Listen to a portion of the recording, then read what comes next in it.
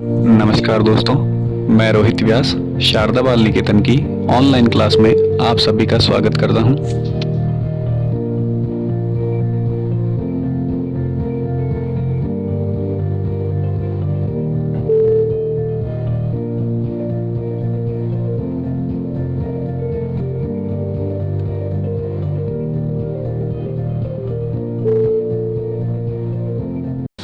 तो वैसे तो चैप्टर कंप्लीट हो गया था अपने जेनेटिक्स, ठीक है ना। लेकिन फिर भी इस एक वीडियो में अपन क्या करते हैं कि इससे रिलेटेड जितने भी क्वेश्चंस आए हैं आपके बुक में वो एक बार डिस्कस कर लेते हैं, ताकि उन क्वेश्चंस में भी आपको कोई तरह की दिक्कत नहीं रहे।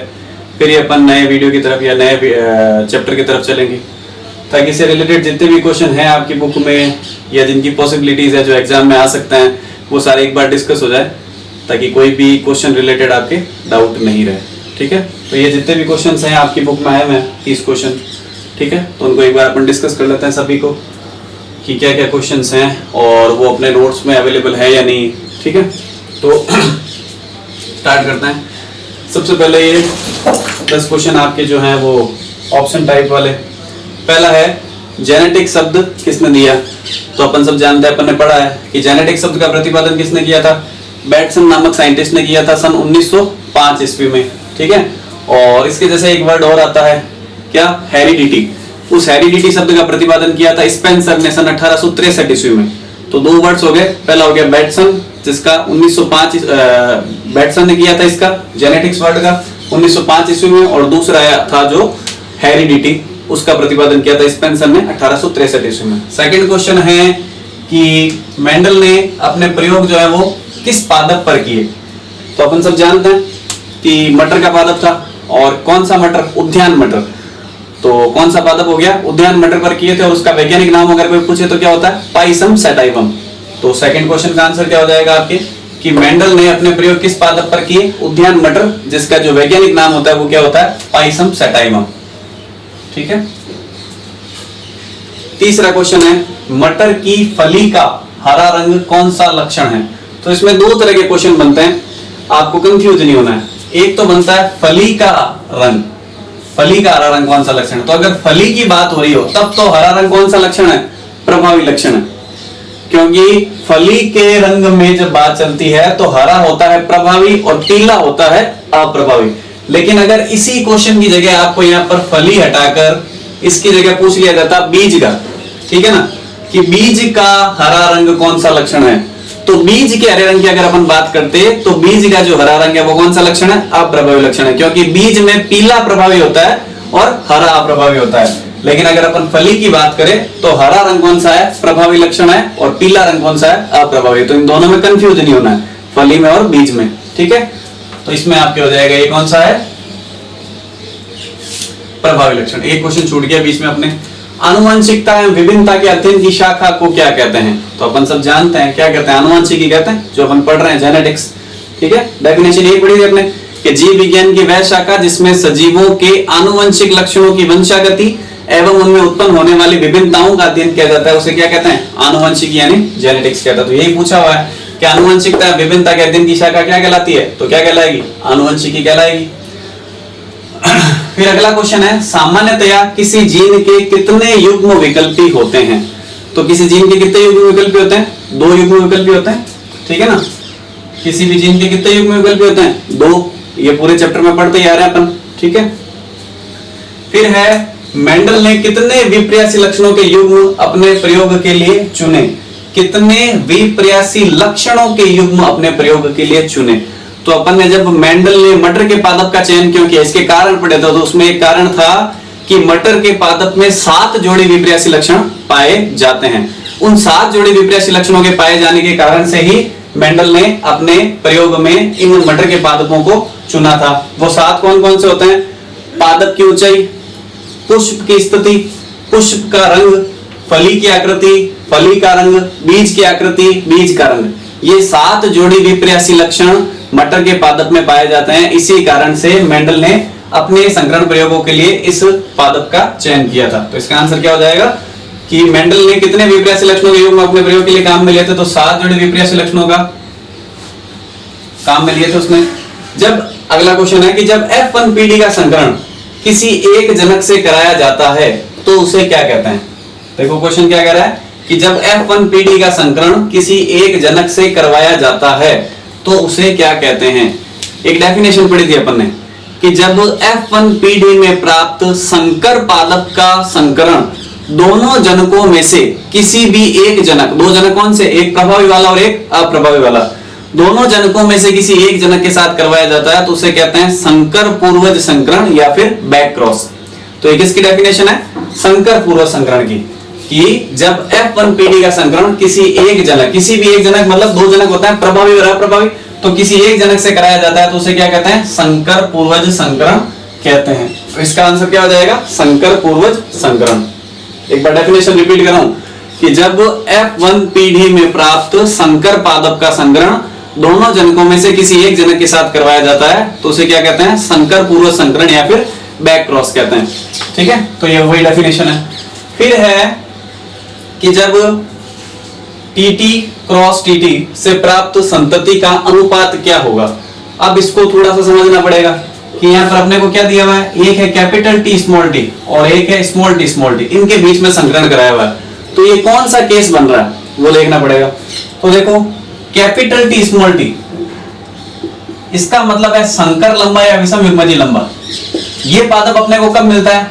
F1PD में मिलता है F1PD में, यानी F1PD में जो पादप मिला है उसका संकरण करवा रहे हैं। और किसके साथ करवा रहे हैं? Small t small t। Small t small t का मतलब क्या होता है? शुद्ध बौना या समयुग्मजीय बौना, या फिर इसे अपन ये भी कह सकते हैं ये कौन सा जनक है? अप्रभावी जनक है। तो स्मॉल t का मतलब हो गया शुद्ध बौना, और ये जनक कौन सा है? अप्रभावी जनक है। यानी कि अपन क्या कर रहे हैं कि जो F1PD में संकर पादप मिला है उसका संकरण, ये क्रॉस का मतलब क्या होता है? संकरण करवाना। क्रॉस का निशान लगा, इसका मतलब क्या करवा रहे हैं? क्रॉस करवा रहे हैं या संकरण करवा रहे हैं। तो F1PD में प्राप्त संकर पादप का संकरण किसके साथ करवा रहे हैं? अप्रभावी जनक के साथ करवा रहे हैं। तो ये डेफिनेशन किसकी होती है कि जब F1PD में प्राप्त संकर पादप का संकरण अप्रभावी जनक के साथ करवाया जाता है तो उसे कहते हैं परीक्षण संकरण। क्या कहा जाता है? परीक्षण संकरण। ये जो अभी अपन ने डेफिनेशन पढ़ी ना संकर पूर्वज संकरण की, यहाँ कहा था उसे क्या कहते हैं? संकर पूर्वज संकरण कहते हैं कि जब F1PD में प्राप्त संकर पादप का संकरण दोनों जनकों में से किसी एक के साथ करवाते हैं तो उसे संकर पूर्वज। उसके दो भाग थे, ठीक है, कौन कौन से भाग थे?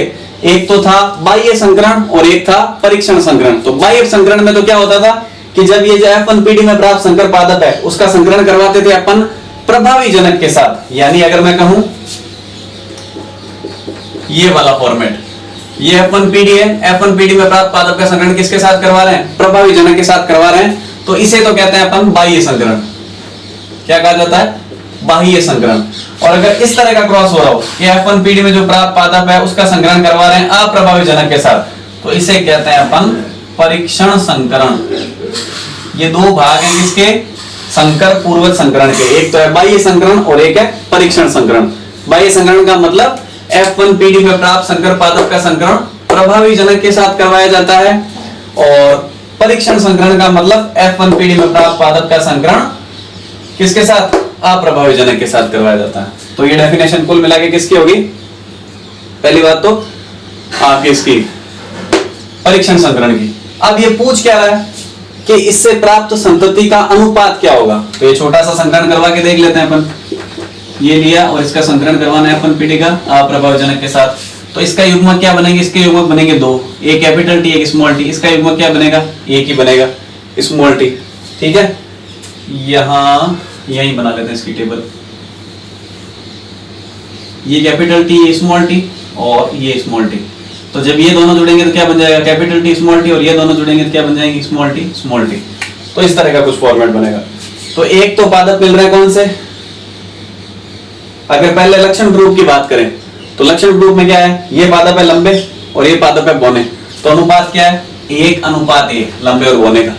फिर अगर जीन ग्रुप की बात करें तो शुद्ध और अशुद्ध को भी देखना होता है। तो ये पादप किस तरह के हैं? विषम युग्मजीय लंबे, और ये पादप कैसे हैं? सम युग्मजीय बौने। तो इसका भी अनुपात क्या है? 1:1। तो दोनों ही केस में अनुपात क्या रहा है? 1:1, यानी 50% ये वाले और 50% ये वाले। तो इसका आंसर क्या हो जाएगा? 1:1। ठीक है, ये इसका आंसर हो जाएगा। अगला है कि मेंडल ने अपने संकरण प्रयोग के लिए किस विपर्यासी लक्षण को नहीं चुना। तो इसमें जो आपके ऑप्शन दिए गए उसमें एक ऑप्शन है जड़ का रंग। तो जड़ का रंग कोई भी आपके विपर्यासी लक्षण नहीं पाया जाता मटर के पादपों में। 7 जोड़ी है, उन 7 जोड़ी विपर्यासी लक्षणों में जड़ का रंग ऐसा कोई विपर्यासी लक्षण मटर के पादप में विद्यमान नहीं होता है। फिर अगला है एक संकर संकरण की F2PD में कितने प्रकार के जीनोटाइप बनते हैं। तो देखो क्या दिया हुआ है, एक संकर संकरण की। तो एक संकर संकरण मतलब जिसमें केवल एक लक्षण की वंशागति का अध्ययन किया जाता है, मतलब जो अपन ने चेकर बोर्ड बनाए थे कौन से, सबसे फर्स्ट टाइम वाले, खाली पादप के आकार वाले, वो वाला बनाना है। और उसकी कौन सी पीढ़ी प्राप्त करनी है, F2PD। सबसे पहले F1PD में ये मिलता है संकर लंबा पादप, फिर वापस उसमें स्वपरागण करवाकर F2PD प्राप्त करनी है। और उसमें देखना कितने प्रकार के जीनोटाइप बनते हैं, कितने प्रकार के जीनोटाइप यानी जीन रूप बनते हैं। तो अगर आप लोगों को याद है तो उसमें आंसर आता है 1:2:1। 3 तरह के जीनोटाइप बनते हैं, ये शुद्ध लंबे, ये विषम युग्मजीय लंबे और ये शुद्ध बौने। एक छोटा सा यहाँ पर मैं बना के बता देता हूँ आप लोगों को। ये अपन शुद्ध लंबे लेते हैं, ये शुद्ध बौने लेते हैं। पहले इनसे F1PD प्राप्त होती है, तो कैपिटल T स्मॉल t, ये F1PD मिल जाती है अपने को, ठीक है। अब इसे F1PD का अगर अपन आगे और संकरण करवाते हैं तो क्या होता है, 4 तरह की पॉसिबिलिटीज मिलती है अपने को। ये कैपिटल T स्मॉल t, ये कैपिटल T स्मॉल t, ठीक है। तो कौन कौन से पादप मिलते हैं, capital T, capital T, capital T small t, capital T small t और स्मॉल t स्मॉल t। तो एक पादप तो कौन सा, मतलब एक टाइप के पादप तो मिला ये, तो 1:। फिर दूसरा मिला ये वाले 2, ये कौन सा है, ये तो है समयुग्मजीय लंबे, ये दोनों कौन से हैं, विषम युग्मजीय लंबे, तो 2 मिला विषम युग्मजीय लंबे वाले। और सबसे लास्ट ये वाला, ये कौन सा है, समयुग्मजीय बौने। तो रेशियो क्या है, ये कौन सा रेशियो, जीनोटाइप है या जीन ग्रुप के। जीन ग्रुप में अपन शुद्ध और संकर को देखते हैं, यानी शुद्ध और अशुद्ध को देखते हैं। तो क्या है, 1:2:1, यानी इस क्वेश्चन का आंसर क्या हो जाएगा कि एक संकर संकरण की F2PD में कितने प्रकार के जीनोटाइप बनते हैं। तो इसका आंसर हो जाएगा 3 टाइप के। कितने टाइप के बनते हैं, 3 टाइप के, 1:2:1। और ये 3 टाइप कौन कौन से हैं, सबसे पहला समयुग्मजीय लंबा, और दूसरे कौन से टाइप के हैं, विषम युग्मजीय लंबे, और तीसरा कौन सा है, समयुग्मजीय बौने। तो 3 टाइप के अपने को क्या मिलते हैं, इसमें जीनोटाइप मिलते हैं, ये जीनोटाइप बनता है।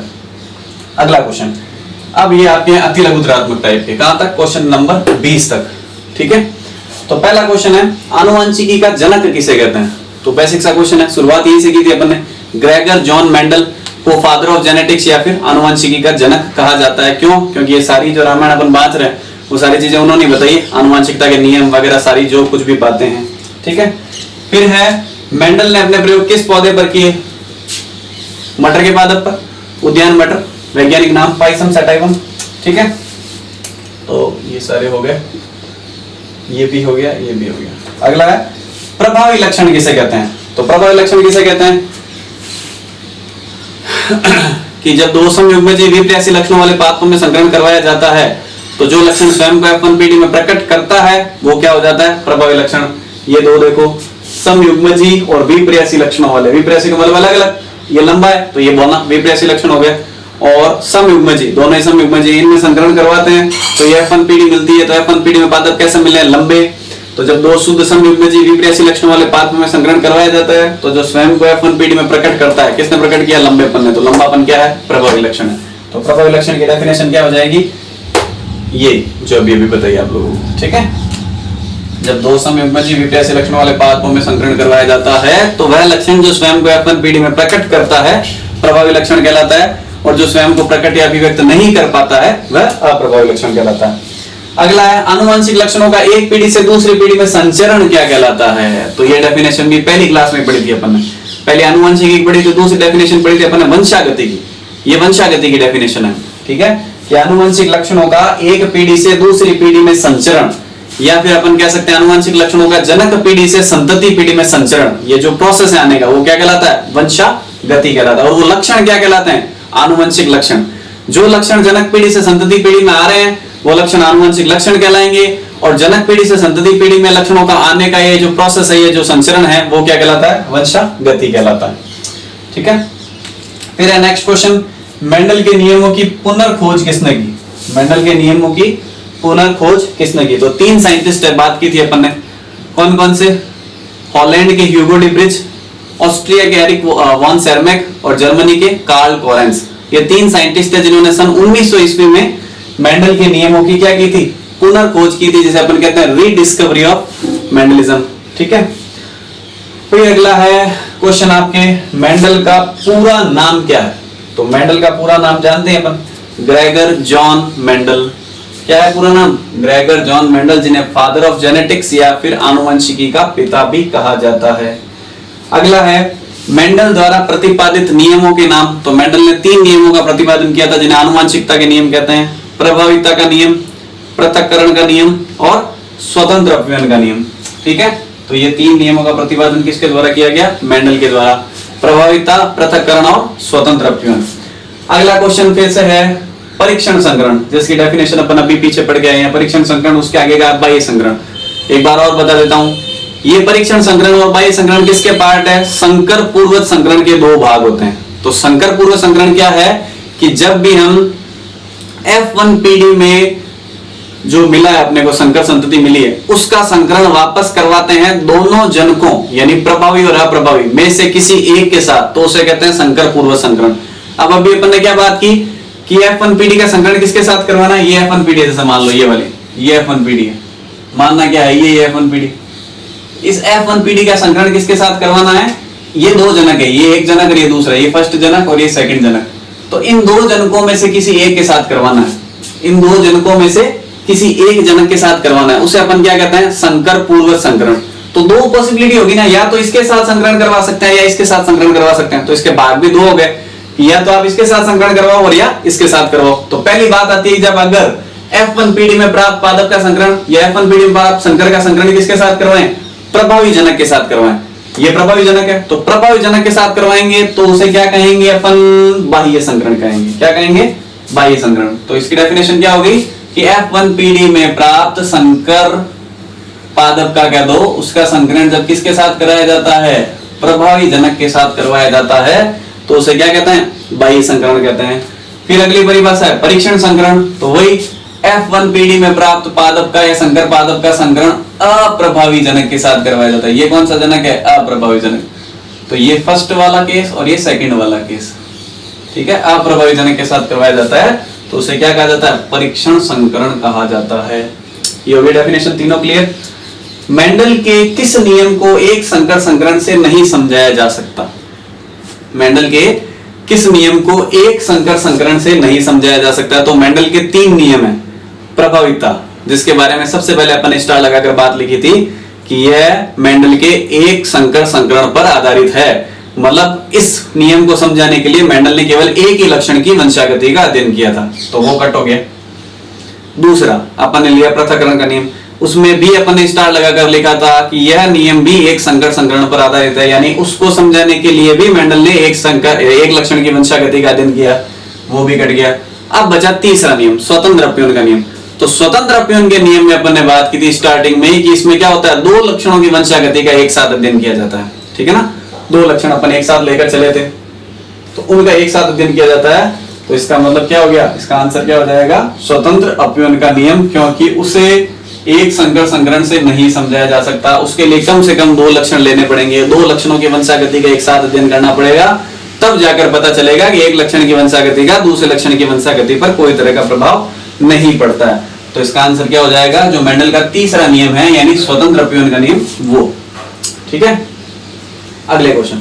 अब ये है आपके क्वेश्चन नंबर 21 से 26 तक लघुत्तरात्मक प्रश्न, ठीक है, तो इनको भी डिस्कस कर लेते हैं।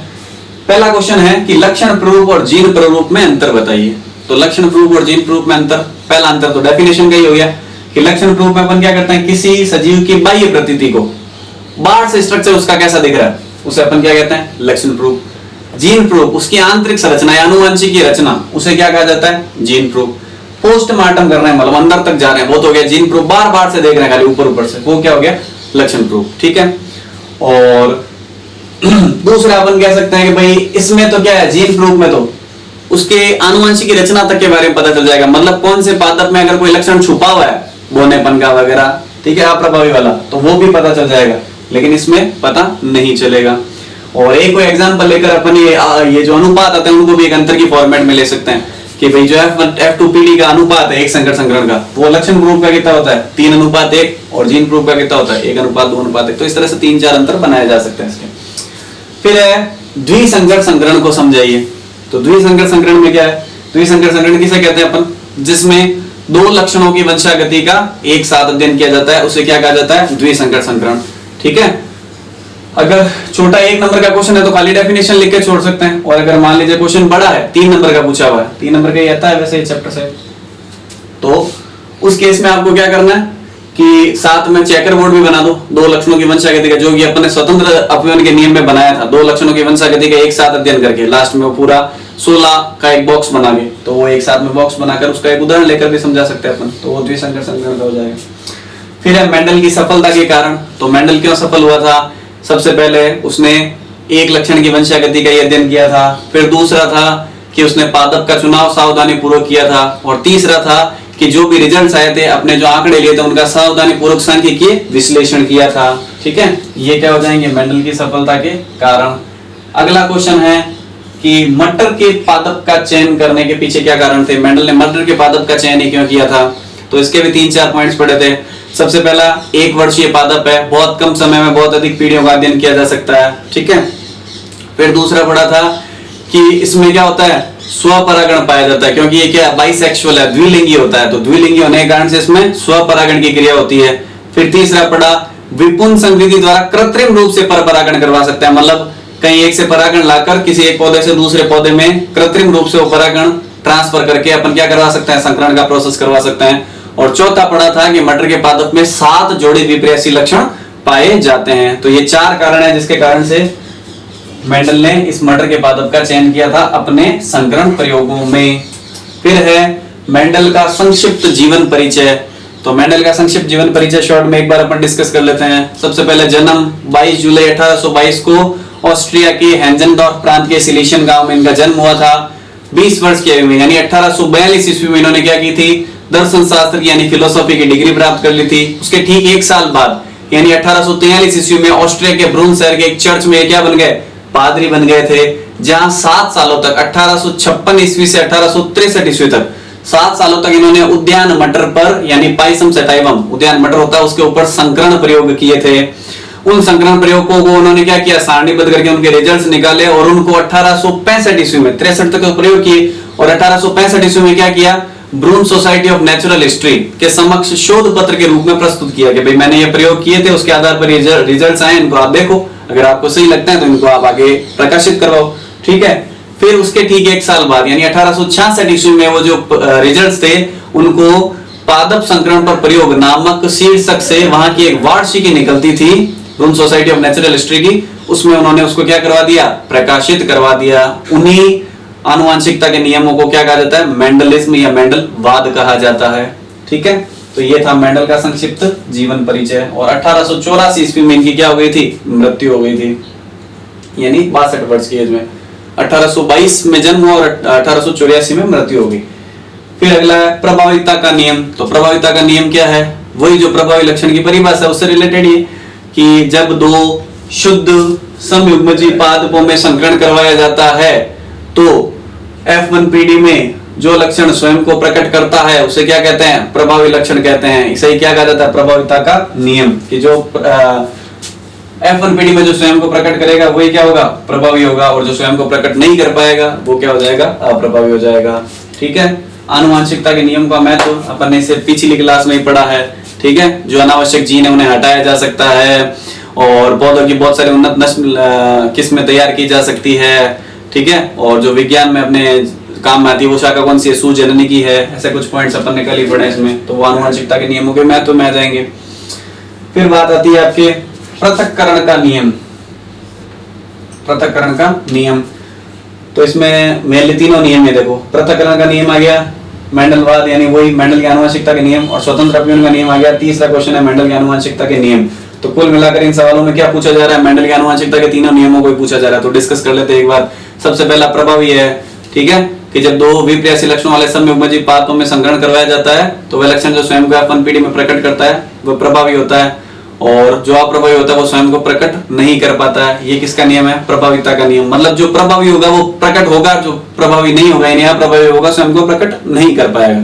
ठीक है, ये प्रभाविता का नियम था। इसमें चेकर बोर्ड बनाना छोटा सा यहाँ तक F1 पीढ़ी तक है। भैया F1 पीढ़ी में जो सारे पादप मिलना है कैसे मिलना है? 100% लंबे। और अगर जीन प्रूफ की बात करें तो विषम युग्मजी टाइप के लंबे हैं, शुद्ध लंबे नहीं है, कैपिटल है एक स्मॉल है।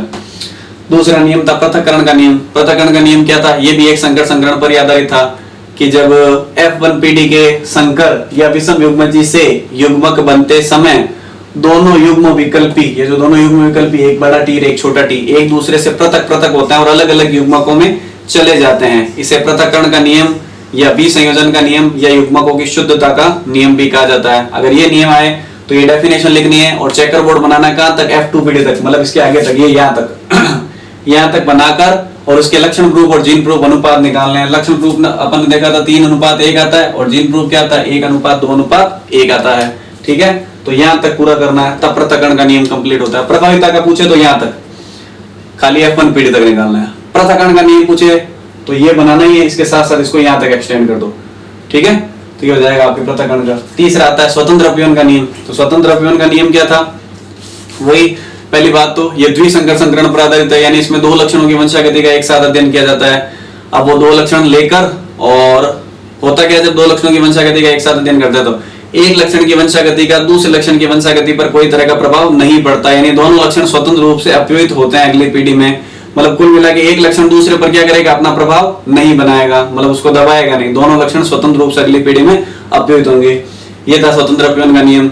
और इसका जो चेकर बोर्ड है वो आपको बताया था YYRR वाला, दो लक्षण लेने हैं, पहले F1PD फिर स्वपरागण करवाकर F2PD प्राप्त करने, जिसमें 16 का एक बॉक्स बनेगा और त्रिभुज बनाकर आप लोगों को समझाया था, जिसमें 9 3 3 एक लक्षण प्रूफ अनुपात आता है और 12 24 12 12 एक ये जीन प्रूफ अनुपात आता है। तो इस तरह से अपन क्या कर सकते हैं? स्वतंत्र अपव्यय के नियम को भी देख सकते हैं और उसका चेकर बोर्ड बना सकते हैं। तो ये सारे क्या है? मेंडल के आनुवंशिकता के नियम, इन्हें अपन क्या कहते हैं? मेंडलवाद भी कहते हैं। तो ये सारे आपके क्वेश्चंस हैं जो आपकी बुक के पीछे आए हुए हैं। तो मेरे हिसाब से अपन ने जो नोट्स पढ़े हैं उससे बाहर एक भी क्वेश्चन इनमें से कोई भी गया नहीं है। ठीक है, तो जो नोट्स हैं और जो वीडियोस हैं उनको आप अच्छी तरीके से कवर कर लेंगे तो आपके बुक के एक भी क्वेश्चन और इसके अलावा भी जो कोई अन्य महत्वपूर्ण क्वेश्चन कहीं आपको मिल जाए या बने हुए हो तो वो बाहर नहीं जाएंगे आपके नोट से। तो आपका कंप्लीट जो चैप्टर है वो हो जाएगा बोर्ड में, इसमें से एक भी क्वेश्चन कहीं बाहर नहीं जाएगा आपके जो नोट्स है उसमें से। ठीक है, तो इनको आप अच्छी तरीके से कर लीजिए और बस अगले वीडियो में हम नया जो चैप्टर है वो स्टार्ट करेंगे। Thank you.